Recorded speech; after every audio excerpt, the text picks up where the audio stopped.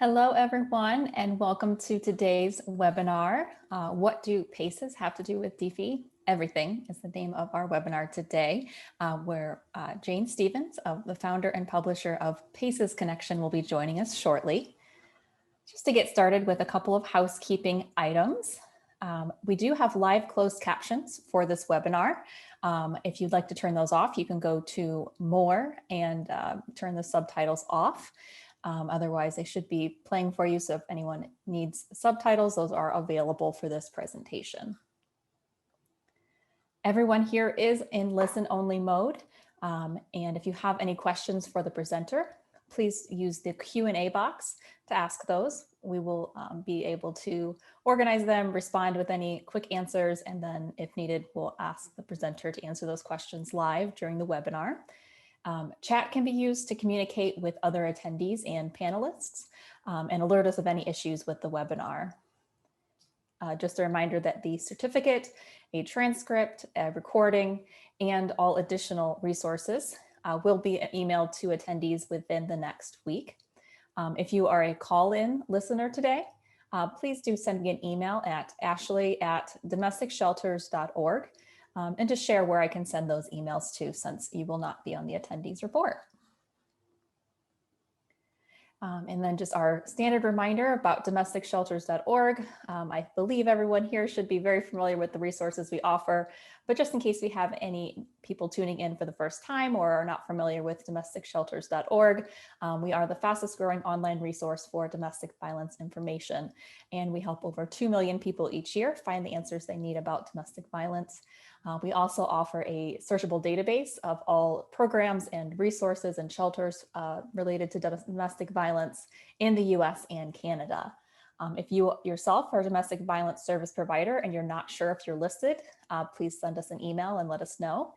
And we can certainly find out whether you are or not and help you get into our database. If you're a US-based shelter, you are eligible for our wish list program, which allows donors from anywhere in the world to ship items directly to you via an online shopping platform. And then finally, don't forget about our Facebook advocates group. It's a great place where you can bounce ideas off of other advocates, share successes, share struggles, all of the above. And if you can find that on our Facebook page under our Facebook groups. And last but not least, just a reminder that we do have an archive of all of our webinars. So everyone attending here today, this video will be added to our archive within a week, but you can also go back and listen to any of our previous webinars that we've held on topics ranging from starting a pet shelter to traumatic brain injuries. We've got a great library started there with information regarding information that will help you better serve your clients. And without further ado, our speaker today is Jane Stevens. Jane is the founder and publisher of PACEs Connection, comprising the social network pacesconnection.com and the news site aces2high.com. The site focuses on the science of positive and adverse childhood experiences and how people are implementing health-centered resilience building practices based on that science. The network supporters include Blue Shield of California Foundation, the Robert Wood Johnson Foundation, the California Endowment, Genentech, St. David's Foundation, the Lisa and John Pritzker Family Fund, and the George Sarlo Foundation. Stevens has been a health, science, and technology journalist for more than 35 years. Her articles have appeared in the Boston Globe, the New York Times, the Washington Post, the Los Angeles Times, and National Geographic. She began reporting about the CDC, Kaiser Permanente, ACE study, and the other 4 parts of the ACEs science in 2005. So welcome, Jane. We're so glad to have you here today. I know you've got a lot of really exciting and just poignant information to share. So with that, I will turn it over to you, and you should be able to share your screen. All right. Thank you. All right, I'm continuing here. All right, you see that? Yep. Perfect. All right. Thank you so much, Ashley, for inviting me to be here today. And I'm just thrilled that there are so many people who are interested in PACEs science and what it has to do with domestic violence. What I'm going to do, the first part of this presentation, is I'm going to tell you a little bit about why I'm doing this. I'm going to tell you about what PACES Connection is, and then dive into what PACES science is. And then I'm going to get off the slides and just have a conversation with you all. And I would really like your questions. But I'm going to give some examples of how to apply this, or how it is being applied, this notion of PACES science. So without further ado, a little bit about, oops, what I forgot to do was tell you about me, why I'm doing this. So I'm not an expert in domestic violence. I'm a victim of domestic violence, but that doesn't really make me an expert in terms of all the things that people who are attending this webinar are doing. But I do know quite a bit about PACES science. And also I've done some articles and some webinars about how PACES science and domestic violence intertwine. So I think that I hope this will be really useful for you. And I'm looking forward to hearing your questions. So about PACES Connection, we're here to support communities to accelerate the use of PACES science to solve our most intractable problems, one of which is domestic violence. And PACES means positive and adverse childhood experiences. We used to be ACEs science, and then we've been trying to figure out how to include more of the resilience piece of ACEs science into this. And with some research that had happened over the last couple of years, we thought it was a good time because we had more to hold on to. And you'll see how this plays out in the example that I'm going to give. So we have actually 51,000 members now and growing every day. And we're all about sharing practices, best practices, worst practices, everything in this community. It's very much a community of practice and action. I was watching some of the people who are joining today and saw some of our members. So, and I invite you to join PACES Connection. We have more than 400 communities. You can see the dots here for the states and the counties and cities that and countries that are participating. One of our interest-based groups is called Parenting with PACES. When we first started it in 2012,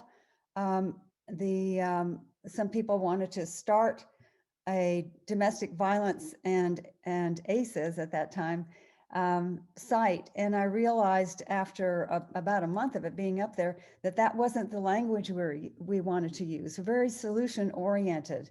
And so we changed it to Parenting with ACEs because almost all parents have ACEs, and almost all parents have positive childhood experiences as well. So when we changed from being ACEs Connection to PACES Connection, we changed that community as well.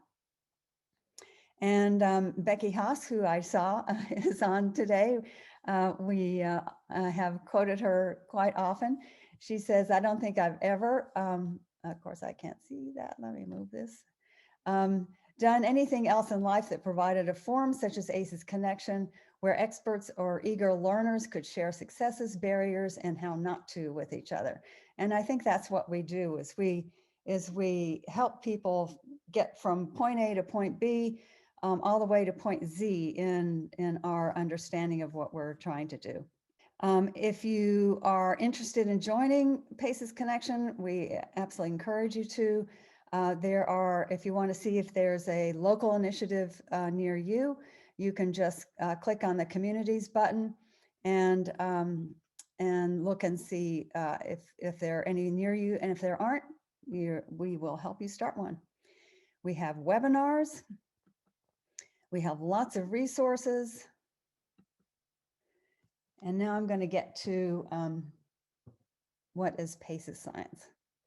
So the 5 parts of PACES science are the epidemiology, the ACE study itself, the impact on the brain, which is the neurobiology of toxic stress, impact on the body, the short and long-term health consequences of toxic stress that are caused by ACEs, epigenetics, how toxic stress is passed from one generation to another, and also historical trauma, and the resilience. And this is where the positive parts come in.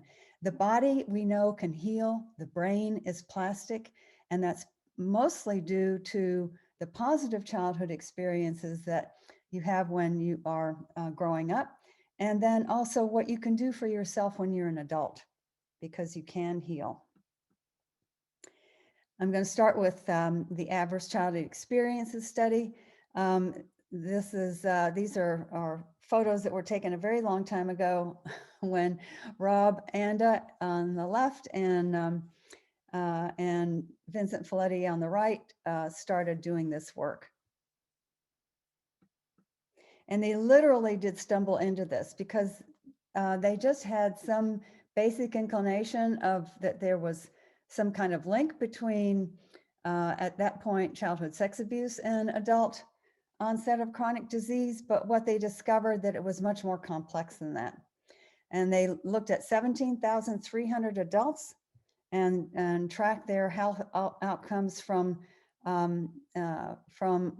what happened to them as children to when they were average age of 57. These are all members of Kaiser Permanente in San Diego. And you can see the breakdown of the ACE study. And I can tell you from talking with Vincent and Rob that they didn't really know what they were doing. I mean, they knew that there was something they were trying to uncover. They knew about this relationship between childhood sex abuse and adult onset of chronic disease. They knew that there was some correlation between other types of childhood adversity, but and these were the 10 types of adversity that they were measuring. I'll let you take a look at that for a second. And they found that there was a direct link between childhood trauma and adult onset of chronic disease, such as mental illness, social and economic problems. Some of these were very surprising to them. About 2/3 experienced one or more types of ACEs. And what's important for the domestic violence community is that of those that had more than one or experienced two or more, 87%, of all of those that experienced one or more, 87% had experienced two or more types.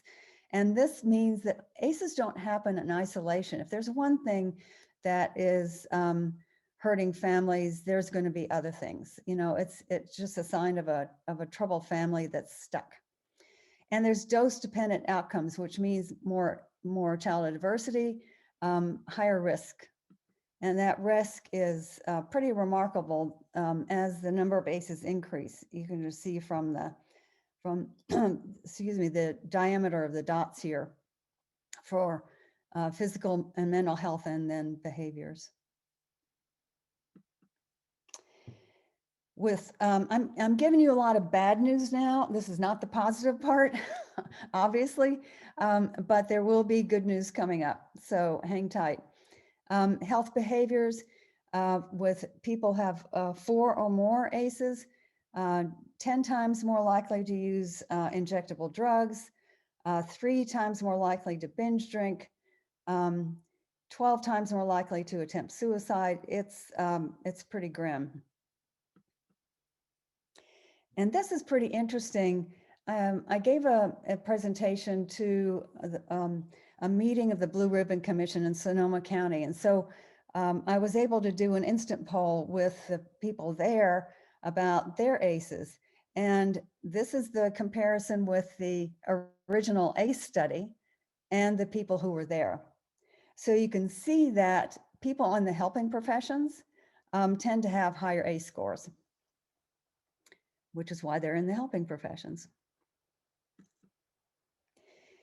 And what Rob and Vincent knew from the get-go was it wasn't just 10 types of childhood trauma that were out there, but they chose those 10 because they had some preliminary data, and they had done research on existing publications that showed a relationship, for example, between, say, sexual abuse and adult onset of depression, that kind of thing. But since this time, people have expanded our understanding of what constitutes an adverse childhood experience. And what's not on here is a pandemic. So, but it's all of these things, and they're all intertwined. Now, knowing about PACE's science changes what people believe about themselves. And this is critical. You weren't born bad. You weren't responsible for the things that happened to you when you were a child. You coped appropriately, given that you were offered no other ways. It kept you alive, and you can change. So pretty much now we're in this kind of whack-a-mole mode in terms of trying to deal with our most intractable problems. I mean, people are working on sex abuse. People are working on domestic violence. People are working on anger management. But this is a whack-a-mole approach. And a lot of people believe that physical and sexual abuse are the worst ACEs. But the truth is that the brain cannot distinguish between different types of ACEs. Once the experience goes into the brain, it's just toxic stress to the brain. That's all it is. And so the ACE study showed that on a population level, it doesn't matter what the ACEs are. An ACE score of 4 that includes divorce, physical abuse, an incarcerated family member, and a depressed family member has the same statistical outcome as an ACE score of 4 that includes living with an alcoholic, verbal abuse, emotional neglect, and physical neglect. And this is a quote from Vincent Folletti. We studied a whole range of outcomes: emotional, social, financial, biomedical, etc. If someone had an ACE score of 2 or 4 or 7, it didn't matter how you made up the ACE score, it just didn't matter. That was unexpected and a surprise, he said. That's why a whack-a-mole approach will never work to solving our most intractable problems. We cannot expect to eliminate physical abuse if we focus only on physical abuse. We cannot expect to eliminate domestic violence if we focus only on domestic violence. We have to focus on educating hearts, minds, organizations, systems, and communities about PACE's science and implementing healing-centered practices. What the ACE study also showed that someone who is verbally abused might end up being a batterer, you know, and physically abusing somebody else. There's some correlation between, you know, experiencing physical abuse and then passing it on, but it can be anything. It doesn't matter. So a lot of people think that you don't have to learn about PACE's science if you're becoming trauma informed. And we know that there are organizations that skip over the ACE study, include a little bit of brain science, and get right to trauma informed practices. But that approach is not going to get an organization or an individual to be as successful as they could be if they integrated PACE's science right at the get-go and with everything they do. PACE's science informed is the bedrock, the foundation of becoming trauma informed. You need both. PACE's science is the what and the why. Trauma informed is the how. And if we do only the how, becoming trauma informed risks becoming a fad and not working the way people might expect it to. Okay, back to the 3 realms of ACEs. Since ACEs only happen during childhood. We have to focus all our resources on kids and we'll solve our problems. That's a myth, but a lot of people believe that. The research shows that parents pass on their ACEs to kids, so you have to involve parents. If parents address their ACEs, learn about their positive experiences, learn about PACES science, they get help, they get healthier, and as a result, their kids get healthier. So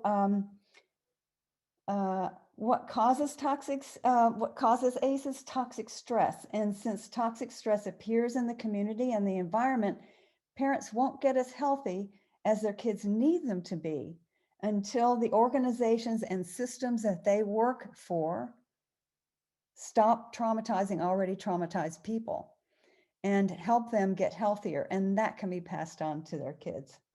There's another myth that I want to address. A lot of people who know about ACEs and now PACES science, but particular ACEs, believe that most ACEs occur in poor people of color. But that's not true. It occurs in every demographic to every person. It's the burden of ACEs that are higher in inner city people of color, rural Native Americans, but everybody in every economic level has ACEs.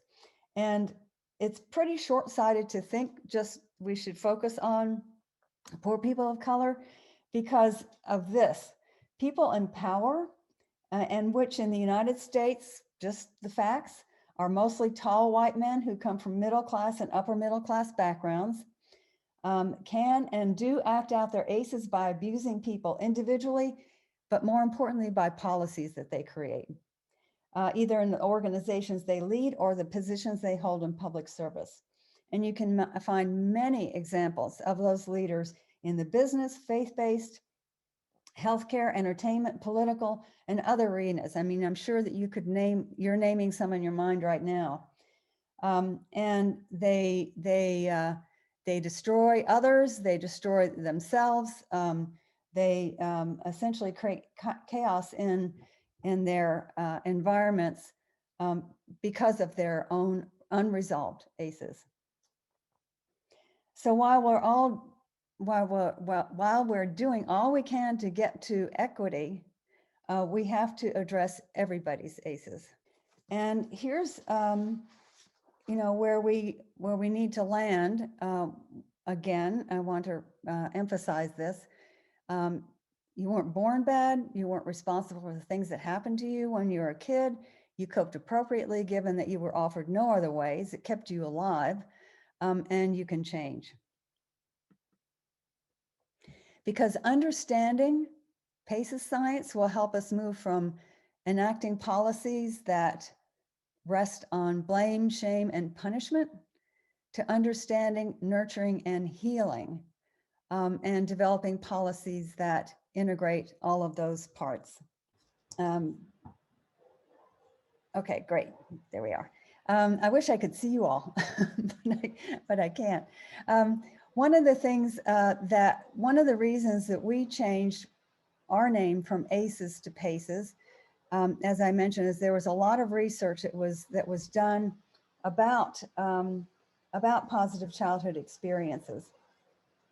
And in particular, some research that was published in 2019 that was really good research that focused on, and I think that I gave this to Ashley to post in the chat so that you could get the link. But it was looking at the positive childhood experiences in Wisconsin and about, I think it was about 5,000 people. And it was good that it was Wisconsin, because I think Wisconsin has done something like 3 or 4 of their own ACE surveys. Oh, thanks, Rachel. The whole study is right there, and it's really helpful.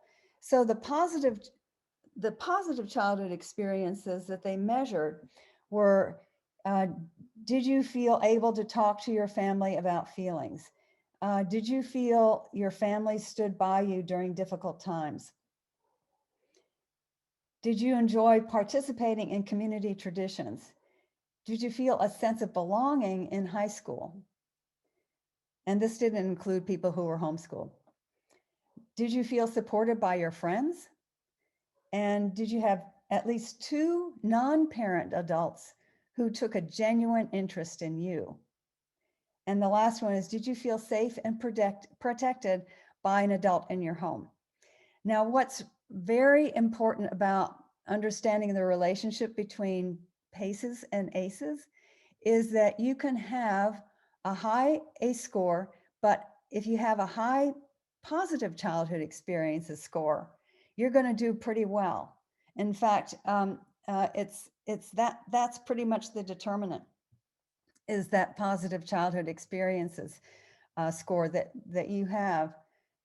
But if you have a low ACE score and a very low positive childhood experiences score, you're also going to have a lot of issues. You're going to have higher rates of depression, that kind of thing. So it's very critical that people understand the relationship between the two. It's not as if, there's average childhood experiences and there's positive childhood experiences. They work together. It's not like 2 sides of the same coin. It's that they are working together from the time you're born till the time you die. And to understand that it's important to embrace both so that you can heal from the adversity and then continue to flourish with the positive experiences that you're creating in your own life. Thank you, Rachel, for listing those. So that's the sort of the basic science. And now I'm going to get into how this plays out in the domestic violence arena. But first, I want to see if there are any questions. So Clyde, I see that you had, that makes my ACEs 4 and my PACE is up there too. That's great. We did have a couple of questions that came in. One that I wasn't quite sure how to interpret, but I'm hoping that will make more sense for you. So the question was, how can you be sure ACEs cause trauma and not just correlating with trauma? Are there any, does that make sense the way that question was? Okay, thank you. When the ACE study first came out, it was correlation.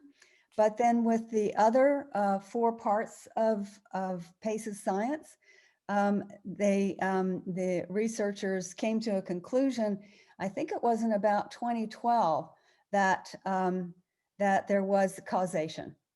There was enough brain science, there was enough research into short and long-term health effects of ACEs. There was a lot more about the physiology of ACEs, so it is definitely a causation. Great, thank you. And one other question, just asking for some more clarification. You had mentioned that, people of color and people who live in urban areas, there's more of a burden on them with ACEs. Could you maybe elaborate on that a little bit more? Yeah, be glad to.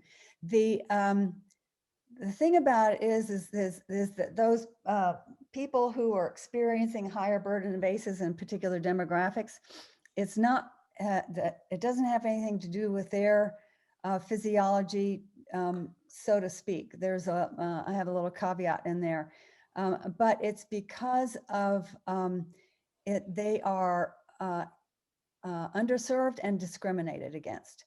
So if they're not getting the basic things that people need, like good nutrition, enough pay so that they can support their families, exposure to nature, a safe place to live, that's all going to exacerbate your stress levels, and stresses cause ACEs. So it's important to understand that humans are just humans, and any human that has a lot of stress will suffer. It's just a factor of being human.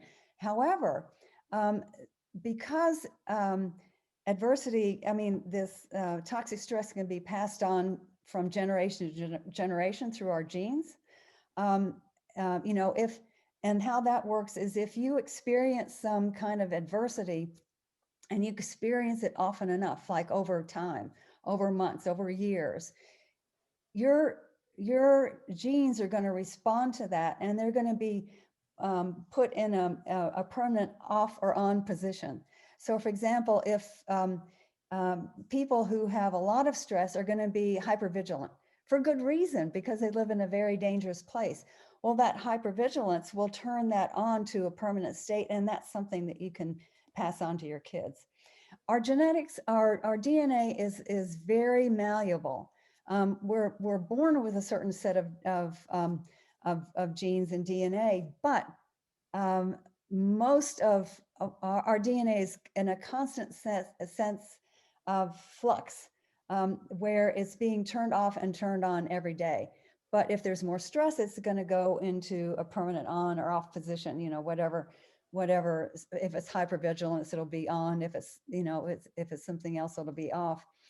But when people start understanding that, it's like, oh, I can change, you know, I'm not this way. I wasn't born this way. I can change.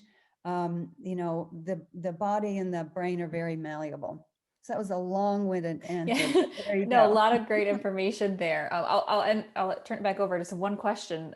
Is it becoming more standard now to have, what are they, 17 questions to be asked, you know, ACEs and PACEs? Is this kind of the new standard that everyone should be striving towards? I think so. I mean, we're just at the very beginning to figure out how to incorporate this. There are a lot of good studies that about resilience, but it's important to understand that this all works together, and that's what we're going for. So I think that suggestion is a really good one. And there are also some really good resilience surveys for adults to take. So you can see, okay, this is what happened in my childhood, but what can I do to have a healthier adulthood? And so there's a good bank of questions there, and we have a lot of those in our resources section on PACE's connection. In the domestic violence community, there's been a lot of really wonderful work going on. And I think there's quite a few domestic violence shelters that have are integrating, if not PACE's science, certainly ACE's science. But if you, I was looking at some data not too long ago, and I was looking at California where I live, and essentially after all the work that the domestic violence community has been doing over the last 10 years, it hasn't moved the needle on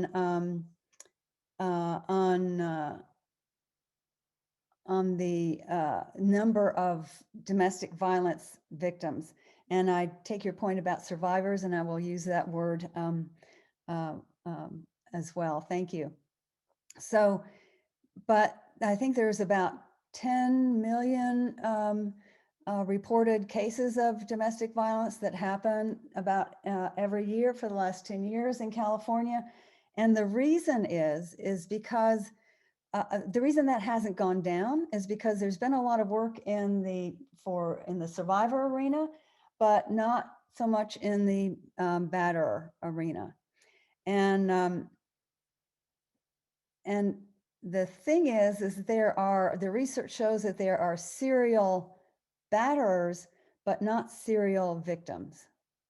So where we can actually move the needle is with the people who are doing the battering.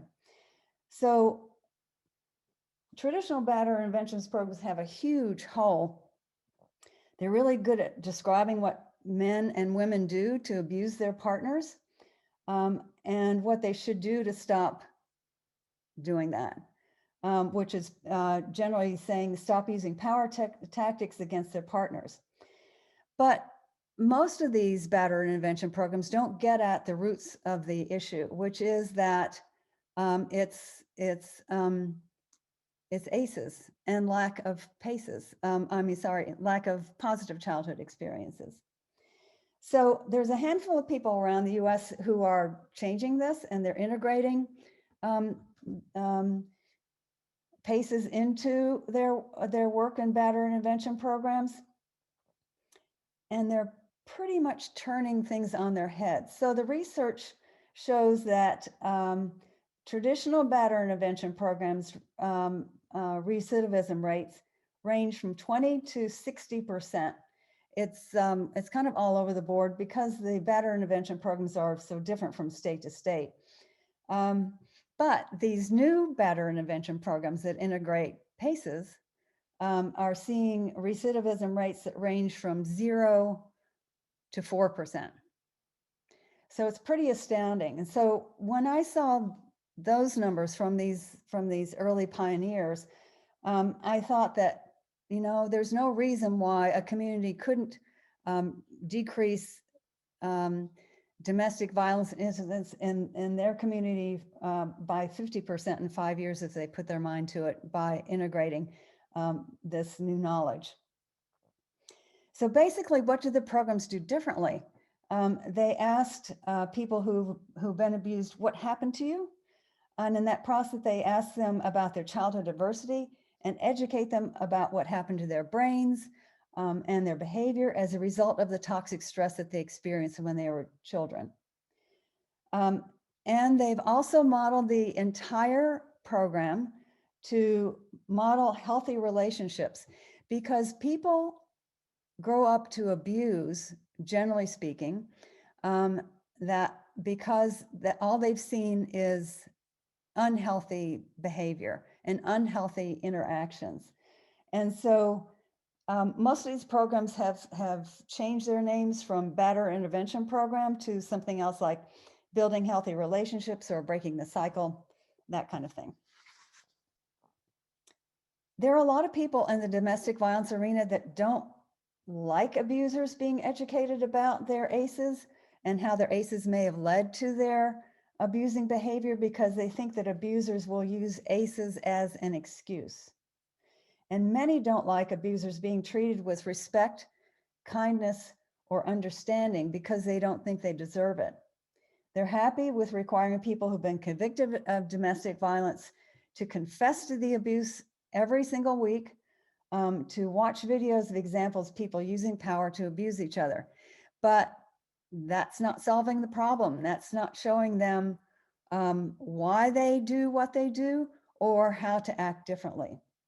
So I did a story about 4 years ago about a program in Bakersfield. And I interviewed a couple of people who'd been through the program. And there was a guy named J.D. Doster, and he was a father of 6 children and stepfather to 2. And he was required to attend a batterer intervention course in 2006 after he served a 2-year sentence for child abuse and abandonment, and he hated it. And what he said was, you pay to sit down and listen until the hour's up, he said of the 52-week class. They don't want you to be there any more than you want to be there. They tell you if you participate, they'll write a good note. If you don't, they won't. They don't care if you learn anything. So 2 years later, he and his brother really wanted to do something different because they wanted to have better lives for themselves and their families. But what they had done in the batterer intervention course hadn't helped them. So they heard about a new batterer interventions course, and they decided to give it a try, and they both went. And this is what Doster said. He said, after the first 2 sessions, I was ecstatic. They don't play the blame game. Excuse me. This was about how to fix yourself. I needed to learn how to become a better father, not just a better man. The program was the perfect antidote to the poison inside of me. It not only helped me release that poison, It helped explain why I was that person and how to get to be a better person. It showed me how I had become my own worst enemy. So now he used to run drugs and he sold guns, and now he has a financial services business and he works with troubled youth in his church. And he says, I understand them. He says, I understand them because I was that disrupted little kid when I was growing up. Having to deal with those same kinds of kids is easy because I used to be that person.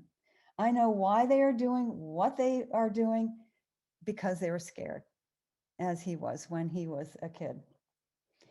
So I want to talk a little bit about the program itself. The woman who came up with this was a probation officer in Kern County for a very long time.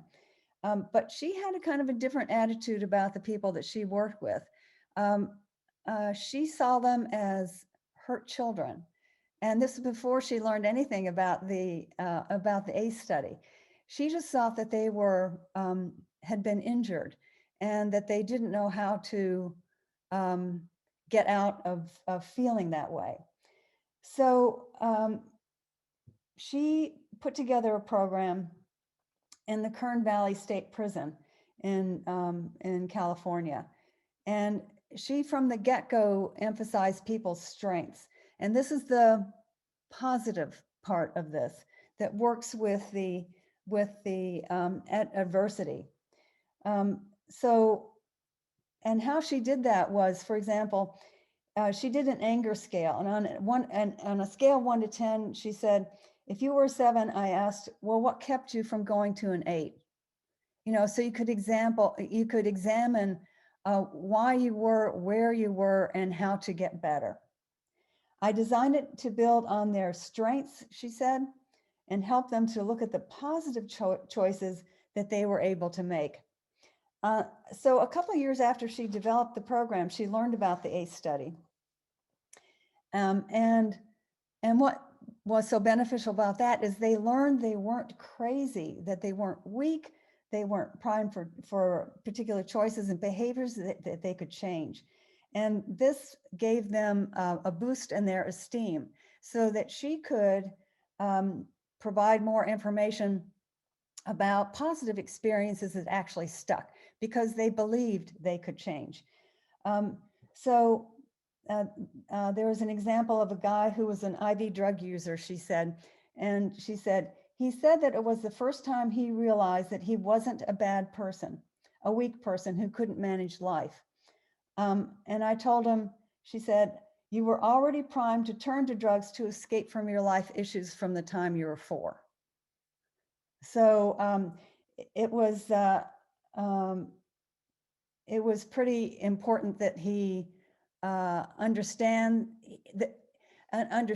his ACEs so he could embrace the positive parts, not only of his childhood, but also of himself. It really makes a difference.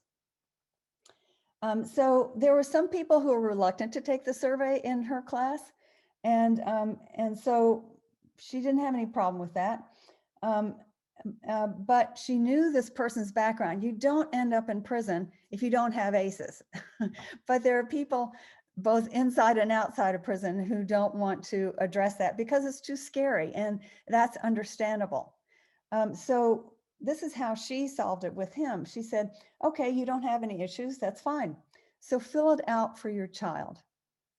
And she said that got to him, and he was able to see that his child was experiencing exactly what he had experienced.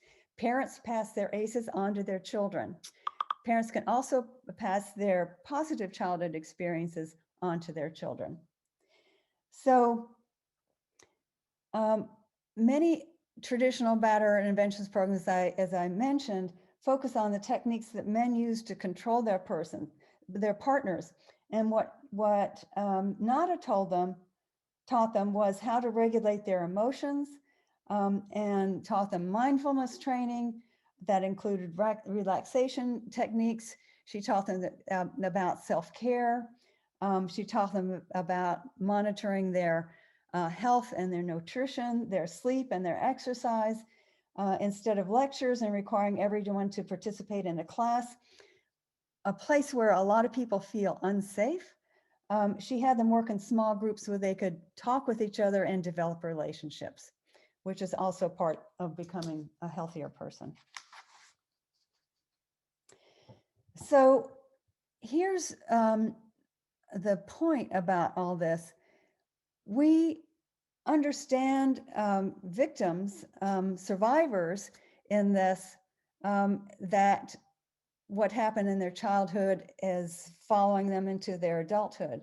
But for some reason, in traditional batterer interventions programs, we say, okay, now that you're an adult, you've got to behave a certain way.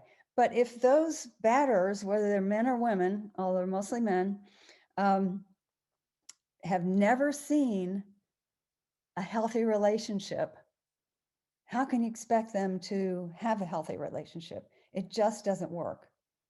So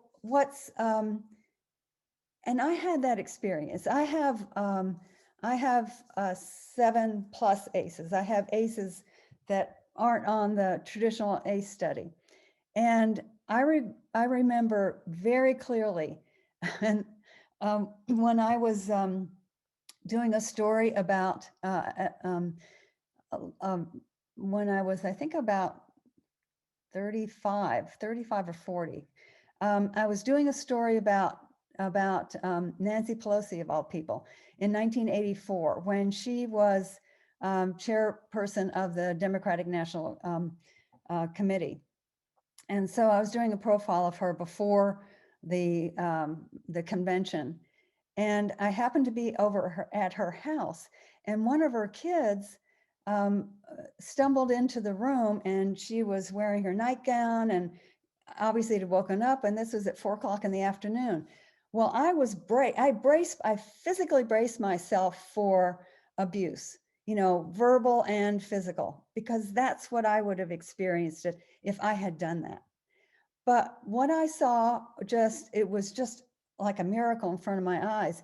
She got up and she said, "Oh, honey," she said, "are you okay? Were you sleeping? I mean, are you ill? I mean, why were you in bed? You must not be doing too well." And I was just like, what? It was just amazing. And it turns out that her daughter had stayed up all night to take cramming for a test, and she had just woken up from a nap. And she said, "Okay, honey, well, do you need some food? Can I help you?" And it was like, wow, I had never seen that. So I would have passed on my ACEs to my child, and I knew that I would have had I done that. And it's just because I wouldn't have known any differently. I'd never seen a parent be nice to a child. And there are so many people who have that experience. So I think that, we need to understand everybody's childhood, that people who act out are angry or scared or tired or depressed or whatever. Now, it doesn't mean that we can't expect good behavior from people and change, but you have to create the environment for that to happen. So to sum up, because I want to make a few some type for questions, is that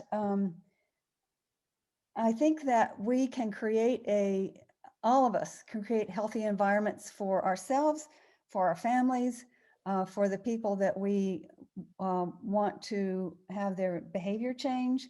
And we know that the reason people act out the way they do is because they haven't been, they're scared or they've had a horrible childhood, and they don't know how to act any differently. Now, one small little quick caveat there is that I know that there are people who are so damaged that they are beyond help. And those people need to be prevented from hurting anybody else. But the whole point of this is to get to those people earlier, because we're pretty much all born healthy the same way. So I'm happy to answer some questions. That actually, what you just said is actually a great segue into the first question that I wanted to pose, which was, is there a proximity kind of principle between um, when the ACEs occur and the PACEs occur? Is there a time when, the PACEs can no longer overcome the ACEs, or is it not really matter? Is it all just a span of their childhood? It's just the span of the childhood. Um, um, because as I mentioned earlier, ACEs and positive childhood experiences are always interacting. Now, where that doesn't happen is if you have a whole bunch of ACEs and no positive childhood experiences. That's pretty grim because you don't have anything to hold on to. But most people, if you ask them, I mean, people have had hard lives who are still alive. Who was that one person who helped you? Who was that one person who mattered to you? If you can hold on to something, you're not going to kill yourself, whether it's accidental or intentional. But Emma, that's why the suicide rate is as high as it is because people don't feel like they have anything to hold on to. So make there's we're going to have more adverse childhood experiences as climate change accelerates. And so we want to make sure that people are equipped with enough positive childhood experiences that they can weather that, the changes that are coming up. And so that's kind of the attitude to take. Yeah, I love this positive message because, like you said, you started the presentation with so much grim and the 10 times as likely to have diseases, things of that nature. But I love this positive kind of revelation that PACEs can really overcome ACEs. That's fantastic to hear. One question we had was: is there a domestic violence kind of tailored ACEs questionnaire, or are the questions thought to be pretty universal across different, spectrums? Say that again. Yeah, so the ACEs questionnaire, obviously there's specific questions that were asked. Was it ever tailored in a way that was specific to survivors of abuse? Um, Not per se, and it probably Yeah. shouldn't be because um, that's the whack-a-mole approach. Yeah. Toxic stress is just toxic stress, and so uh, people can be survivors of abuse for a lot of different reasons, and they may go on to pass that on or not. And it's very dependent on this interplay between positive experiences and adverse experiences. And I saw a question go by earlier that you can heal as an adult. I mean, all the people that Nadia York is dealing with were very damaged. I mean, they ended up in jail. They did bad things to their kids, but they learned that they could be different, that they weren't bad people. And so you absolutely can become a healthy person. Yeah. A lot of the questions that we've had are also, obviously we're kind of just scratching the surface of PACEs and ACEs because there's so much to dive into. Can you maybe go down that road of, are there online courses on PACEs that people can take? Where are the resources? Where should people go next if this is something that they feel like is not in their tool chest and they really want to build out their skills and understanding? Well, I would say keep an eye on what we're doing at Paces Connection because we're trying to actually to figure out how to teach that. I mean, I was so glad that you invited me to be to present today because I think this batterer interventions course is a perfect example of how this interplay works. It's every one of the people that that are in NADA's course have positive and adverse childhood experiences, but obviously they had more adversity than they had positive experiences. Otherwise, they wouldn't have ended up in jail or ended up hurting people. So they ended up in jail. And but I think that we're still figuring out how to how to teach that generally, you know, and what this encompasses, what being in this new place of recognizing that there's always a seesaw going on in our adverse experiences and our positive experiences. And so, yeah, just tune in. We're going to be doing something. We're developing a way to teach it, and hopefully that'll be out in the next month or so. And we're going to be doing many more webinars about it. Awesome. Well, I'll just close with kind of a thought that I had, and I think a lot of, as a domestic violence advocate, we kind of always go into looking at the perpetrator as, they chose to abuse, and that's, the way that, it's never the victim's fault, never, it's always a choice that the abuser makes. But I think the information that you shared today gives some really big context as to just understand what's happening when those, abusers do make that choice to abuse, and maybe some background information. We always we're going to support the victim and give them the resources they need to heal. But I really appreciate this information that you've shared today about ACEs and PACEs. To everyone tuning in, we are at our time right now. So we'll go ahead and we'll wrap up. We'll send out a recording of this video or this webinar, a transcript, any additional resources, the ones that were dropped in the chat, will be shared with everyone. But well, thank you everyone for tuning in. We really appreciate you, you tuning in and supporting domesticshelters.org and our partnership with PACES Connection today. Thank you very much and have a wonderful day.